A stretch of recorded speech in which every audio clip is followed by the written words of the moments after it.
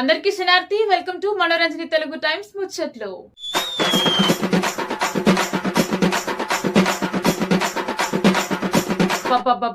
ఎండలు ఎట్లా మండుతున్నాయో చూస్తున్నాం కదా. గట్లాంటి టైంలో దేగం గ్రామంలో ఉపాధి కూలీలకు సల్లని అంబరిచ్చి ఊరటనిచ్చిర్రు. ఇక గదే టైంలో రైతులకు ఉపయోగపడే ఏరువాక పనులు మొదలు పెట్టిండ్రు. ఇంకా వివరాలు చూద్దాం రండి. బైన్సా మండలం దేగం గ్రామంలో ఉపాధి పనులు చేస్తున్న కూలీలకు సర్పంచులం సుష్మారెడ్డి అంబలి వంచిండ్రు. ఇక ఎండలు ఎక్కువగా ఉన్నాయి కదా, గందుకే పనికచ్చోళ్ళు అలసిపోకుండా అలా ఆరోగ్యం మంచిగా ఉండాలనే ఉద్దేశంతో ఈ కార్యక్రమం పెట్టిరన్నట్టు. ఇక ఈ సందర్భంగా సర్పంచ్ ఏమన్నారంటే, ఉపాధి పనుల దగ్గర గ్రామూళ్లతో మాట్లాడడం మస్తు సంతోషంగా ఉందని అన్నారు.